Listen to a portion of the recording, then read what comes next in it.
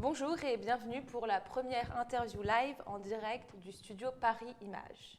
Téléphone portable, antenne, tous ont en commun d'envoyer des radiofréquences auxquelles nous sommes en permanence exposés. Cette exposition en continu suscite des inquiétudes et des interrogations. Nous allons donc aujourd'hui accueillir Thierry Mercier, représentant de l'association Robin des Toits, qui va nous parler de son association et du danger des ondes. Bonjour Thierry. Bonjour, merci de m'accueillir. Bienvenue du coup au studio Paris Images et je vais donc vous demander quelle est l'origine et la genèse de l'association Robin des Toits.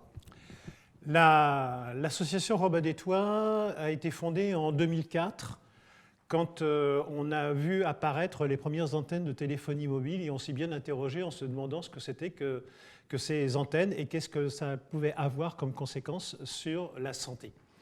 Depuis, bien évidemment, les démonstrations ont été faites. Il y a eu des quantités d'études, ce qu'on appelle les études bio-initiatives, 1500 études qui ont été faites à travers le monde, démontrant effectivement les risques sanitaires avérés maintenant de cette téléphonie mobile et en tout cas des ondes électromagnétiques non naturelles.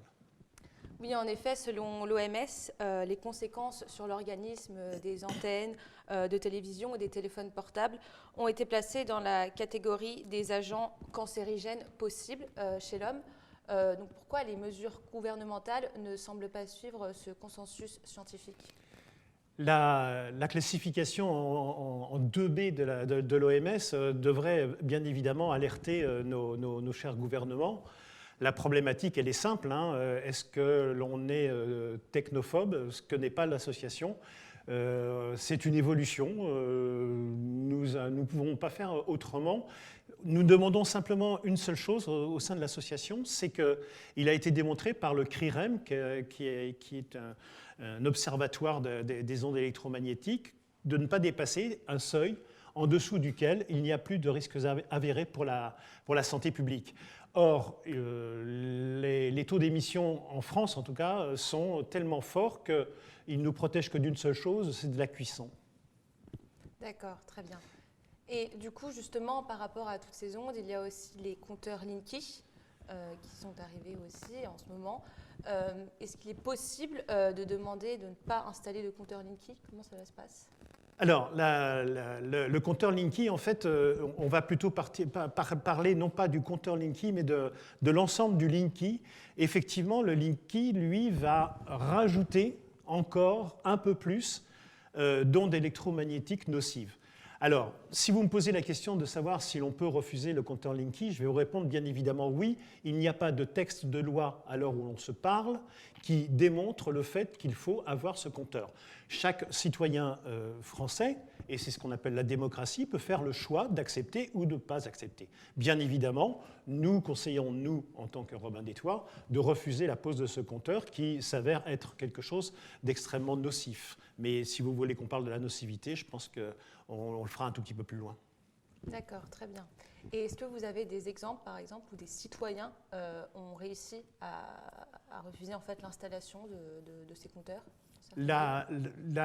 En France, à peu près 45% des compteurs sont à l'intérieur des propriétés des Français.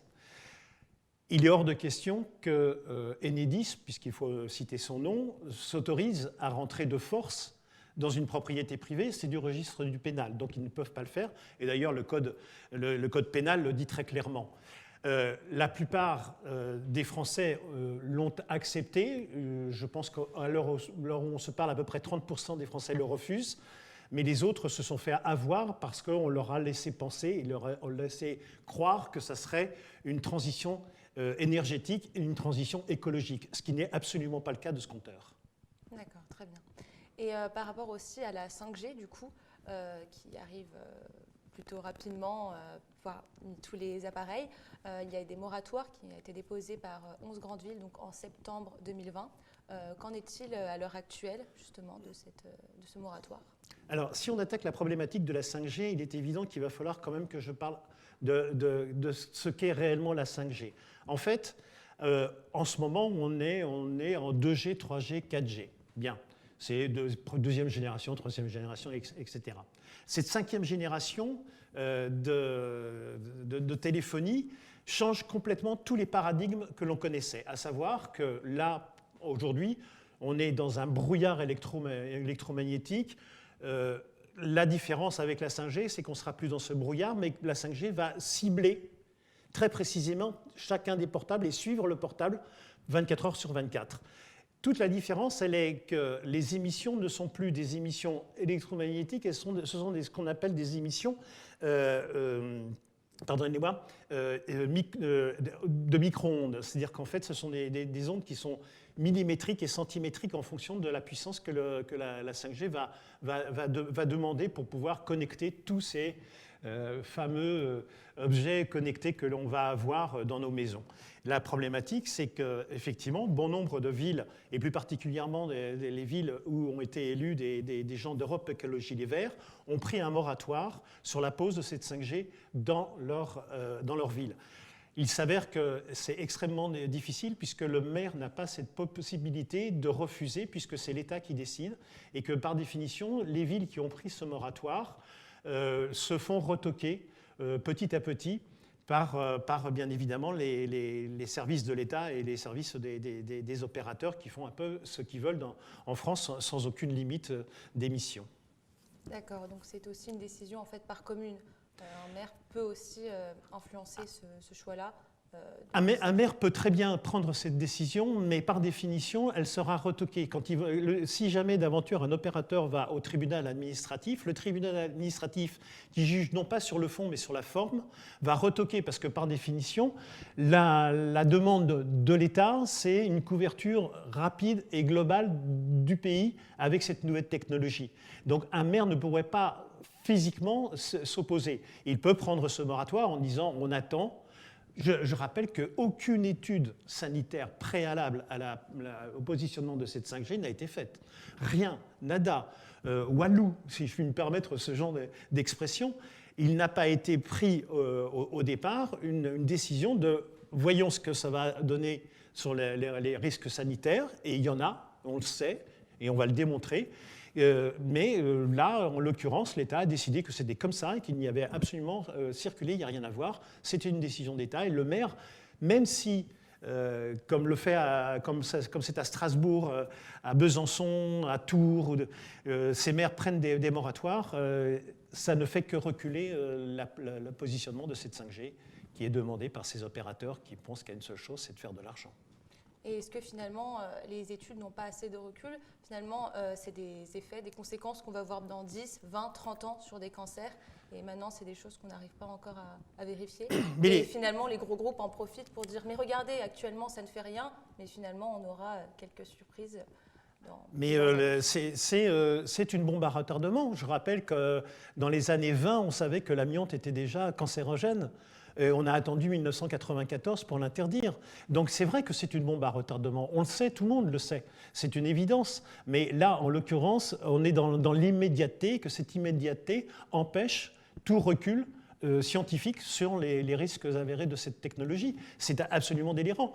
L'ANSES, qui est l'Agence nationale de sécurité sanitaire française, commence à prendre acte du fait que des quantités de citoyens français deviennent électro-hypersensibles. Alors, nous ne sommes pas égaux devant la maladie. Certes, ça, on en convient. Sauf que là, l'ANSES elle-même reconnaît à peu près 3 à 3,5 millions d'habitants susceptibles d'être électro-hypersensibles. Qu'est-ce qu'on fait pour ces personnes? Eh bien, rien. L'État continue à donner la possibilité, via l'ANFR, d'émettre dans des conditions qui sont irrespectueuses pour la santé humaine. Donc, l'électrosensibilité n'est pas assez reconnue, finalement, en France. L'électrosensibilité n'est pas reconnue comme étant une maladie invalidante, même si une jeune femme a réussi à faire reconnaître son électrosensibilité comme étant une maladie professionnelle invalidante, donc la MDPH, la maison des... Ça y est, je viens de perdre, la maison... Bon, bref, la MDPH a reconnu l'électrosensibilité de cette personne comme étant une maladie professionnelle et donc un aménagement de ses horaires de travail. Ça commence à venir, bien évidemment. On est dans les balbutiements. Nous, ça fait 15 ans qu'on se bat pour ça, on explique, mais bien évidemment, on ne peut rien faire contre la puissance de feu et financière de ces opérateurs de téléphonie mobile. Mais finalement, votre association prend de l'ampleur au fur et à mesure des années. Les personnes électrosensibles rejoignent votre association, qui d'ailleurs, votre association qui opère dans plusieurs villes. Comment est-ce que cela se passe Alors, notre association, bien évidemment, accompagne tous les électro-hypersensibles. D'ailleurs, nous avons créé un site spécifique qui s'appelle électrosensible, enfin, Robin des Toits et électrosensibilité, mais il y a aussi une autre association qui milite encore plus pour ces gens-là qui s'appelle Zone Blanche. Et là, ils font un vrai travail pour ces électrosensibles. Oui, la problématique de l'association Robin des Toits, c'est effectivement d'être national, mais de pouvoir parler dans les régions. C'est pour ça que nous avons maintenant une dizaine de délégations régionales, à peu près dans toute la France. Il nous manque pour l'instant la Normandie, mais je pense que ça ne devrait pas tarder. Mais à peu près dans toutes les régions françaises, nous avons des délégations régionales, délégations qui prennent en charge leur région de façon à ce que le national puisse ne pas être tout le temps omniprésent sur la France, parce qu'on n'en aurait pas le temps et nous ne sommes pas assez nombreux au sein du comité de direction de Robin des Toits pour pouvoir s'occuper de tout, donc on délègue dans toutes les régions. Et avec la situation actuelle, le confinement, l'augmentation du télétravail, finalement, on a été beaucoup à la maison avec tous nos appareils connectés, donc nous avons été de ce fait beaucoup plus exposés aux ondes. Quelles sont les alternatives finalement La préconisation de Robin des Toits, elle est très simple, mais très très simple. Le Wi-Fi, par définition, on dit, si vous pouvez, autant que faire se peut, l'éviter, faites-le. Nous préconisons fondamentalement la connexion filaire. Bien évidemment, la fibre est une connexion qui fait qu'on a beaucoup moins d'ondes électromagnétiques dans nos maisons. Si on pouvait faire en sorte que tout le monde soit câblé, ça serait génialissime. Alors bien évidemment, c'est toujours difficile parce que dans les zones rurales, il faut amener la fibre. Oui, et ça nécessite des investissements qui sont très onéreux, et donc finalement mettre le Wi-Fi, c'est tellement beaucoup plus simple. Mais là, encore une fois, la santé, on s'en fout un tout petit peu. Et voilà. Mais en l'occurrence, la fibre, et ça c'est génialissime. D'abord parce qu'au moins c'est protégé. Parce que le Wi-Fi, si vous ne protégez pas votre connexion, les hackers peuvent se charger de le faire et de vous prélever des quantités d'informations. Mais c'est surtout aussi la rapidité d'exécution qu'a la fibre par rapport à la Wi-Fi. Mais si par exemple, nous, on installe la fibre dans notre foyer, est-ce qu'on ne risque pas aussi par exemple d'avoir la Wi-Fi, les autres ondes des voisins, si par exemple on est dans un appartement ? Ah mais ça, vous avez tout à fait raison, on est bien d'accord. C'est sûr que le Wi-Fi de mon voisin du dessous ou de mon voisin d'à côté impactera beaucoup moins que s'il était chez moi, bien évidemment. Mais c'est vrai que le cumul de toutes les Wi-Fi qui seraient dans un immeuble, forcément, ça va avoir un impact. Mais là, je ne peux pas aller voir mon voisin en disant « Dis donc, Coco, s'il te plaît, tu pourrais passer à la fibre parce que ton Wi-Fi commence… » On limite les risques, mais on ne peut pas… On limite les risques chez soi. D'ailleurs, on considère et on conseille, nous, que quand on n'a pas besoin de cette Wi-Fi, par exemple la nuit, on coupe la Wi-Fi de sa box. Ça m'apparaît être tellement évident. On éteint bien sa lumière quand on sort de la salle de bain pour aller se coucher. Donc, ça serait un réflexe à peu près sensé, en tout cas pour les adultes, certes, mais surtout pour les enfants. Ouais. Et pour les adolescents, ou même, c'est vrai que les plus jeunes, d'éteindre son portable la nuit ou le mettre dans une autre pièce, car apparemment, même le mettre en mode avion, c'est pas finalement suffisant au niveau des ondes. La fonction même d'un téléphone portable, c'est d'avoir la meilleure réception tout le temps, 24 heures sur 24. 84% des ados de moins de 18 ans dorment avec leur téléphone allumé sous l'oreiller. Parce que bien évidemment, il faudrait répondre à ce WhatsApp ou ce mail ou n'importe quoi dans l'immédiateté. Ben non, quand on dort. Et je me rappelle quelqu'un qui me disait il n'y a qu'une seule urgence, elle est neurochirurgicale et ce n'est pas ton téléphone portable qui va te sauver. Ben non, effectivement, si je fais un AVC, avec ou sans portable, je ne vais pas être sauvé. Donc s'il vous plaît, les ados, coupez ce portable la nuit, ce n'est pas très compliqué. D'accord, très bien. Eh bien, merci beaucoup pour avoir répondu à ces questions-là. Comment est-ce qu'on peut suivre les actions de Robin des Toits ? Comment est-ce qu'on peut adhérer ? Alors, l'association, bien évidemment, a un site. Je vous le dis très clairement, c'est certainement le site le plus laid, et je ne fais pas de la publicité pour le site en l'occurrence. mais c'est le plus fourni et toutes les informations y sont depuis 2004, c'est-à-dire que même pour les journalistes, ils veulent aller chercher de l'information, ils la trouveront. Pour adhérer, c'est simple, il suffit de remplir une fiche d'adhésion qui est sur le site de Robin des Toits. C'est 25 € par an.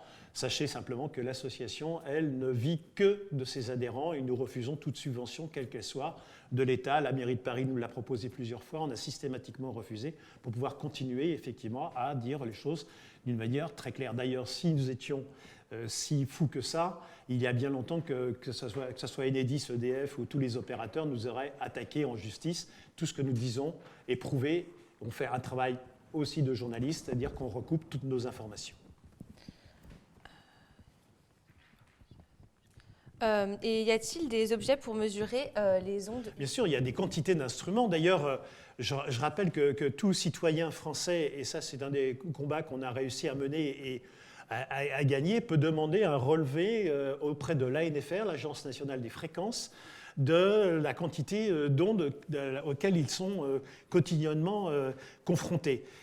Bien évidemment qu'il y a des outils, il y a un petit outil, mais je ne peux pas faire de la publicité parce que c'est complètement contradictoire avec notre association, mais effectivement, vous pouvez très bien sur Internet trouver des petits... D'ailleurs, au demeurant, je vous dis même, tiens, à propos, c'est un petit tuyau que je vous donne, il y a une application smartphone. Je n'en ai pas, donc je ne sais pas comment elle fonctionne, mais il y a une application smartphone qui vous permet effectivement de voir quel est le taux d'émission des radiofréquences dans l'espace où vous vivez. Et tous ces patchs, par exemple, qu'on peut coller sur nos téléphones portables, pour contrer les ondes, l'efficacité n'a pas été prouvée? Oui, c'est toujours la même chose. Dans toute technologie, il y a des marchands du temple qui vous font croire qu'en mettant tel patch, vous allez... ça s'appelle le déphasage à 180 degrés, pour être extrêmement précis. Ce déphasage à 180 degrés, on nous en a fait la démonstration. Nos ingénieurs qui sont adhérents de l'association ont trouvé ça plutôt bizarre, en tout cas pas pertinent, et donc on n'en a jamais parlé. D'accord, très bien. Voilà. Eh bien, merci Thierry Mercier pour cette première interview en live, en direct de Studio Paris Images. Merci Studio Paris Images de m'avoir invité.